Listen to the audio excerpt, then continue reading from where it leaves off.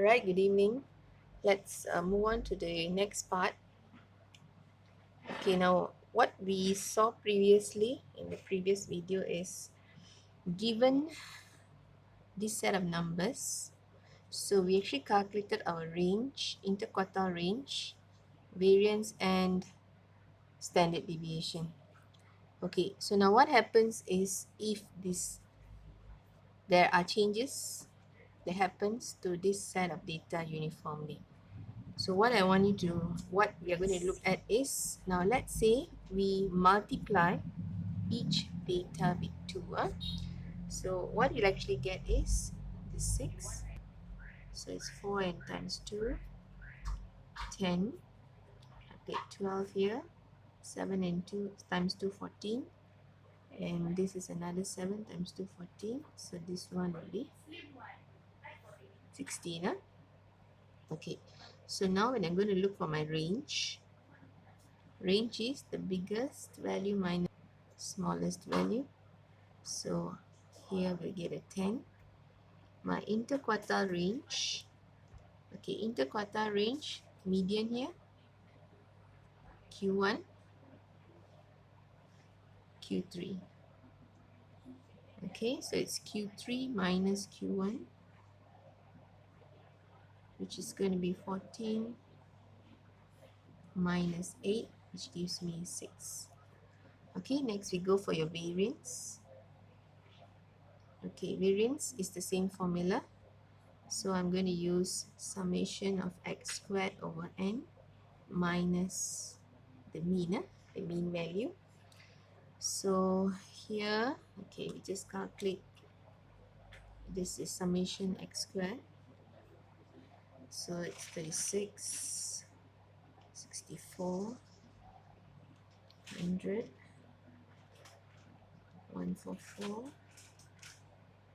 14 square, 14 square, and 16 square.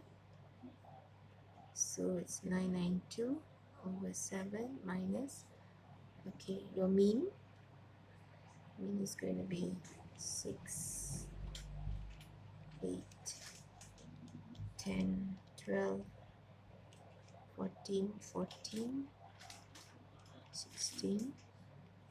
So this is 80 over 7.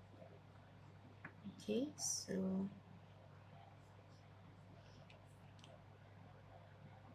7 minus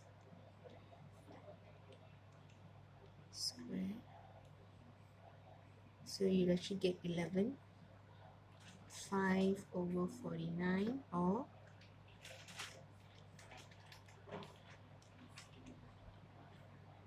you'll actually get about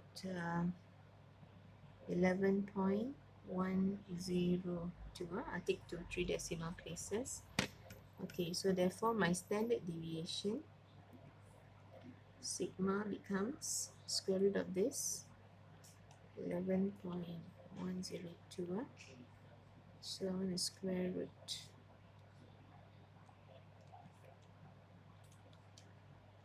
So I get about 3.332. Okay, alright, so let's compare. Original range is 5. Now my new range becomes 10. Original interquartile range is 3. Now it becomes 6. Alright. Okay, this is my original variance, 2.776. The new one is 11.102. And 1.666. Now it's 3.332. Okay, so that means now from here you can actually simplify. Okay, there is a difference compared to what we saw in the previous video. When we add and we subtract, there is no difference in the measures of dispersion. Okay, so that means now the difference here is, you see the range. I'm going to use the old and the new range.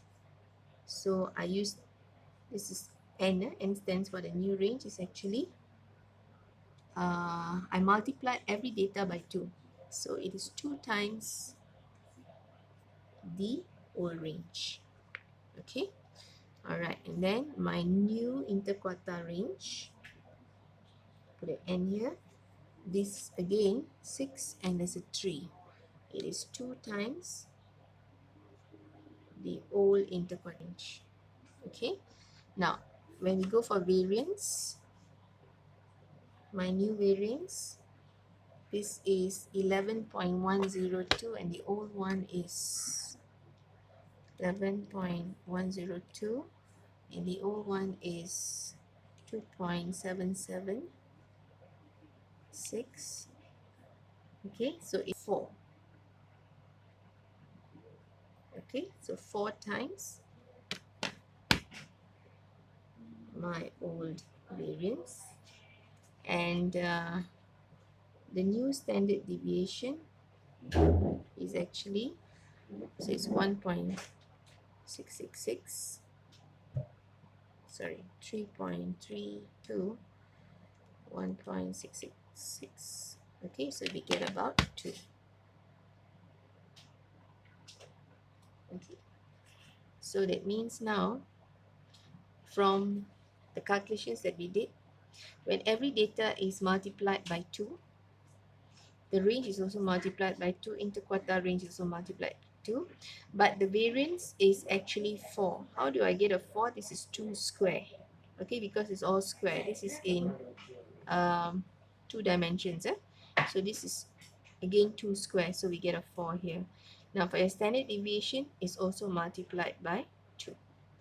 Okay, so meaning what we can conclude here is when we actually multiply or when we divide, okay, when you do division, you'll also end up with the same results. Okay, if all the datas are uniformly multiplied by a number, the new range, interquartile range, variance, not variance, standard deviation, is also multiplied by the same number. So we do not have to recalculate. The only difference is variance, okay, is multiplied by the number squared. Okay, so this is what happens when a set of data is multiplied or divided by a uniform scalar. Okay, thank you.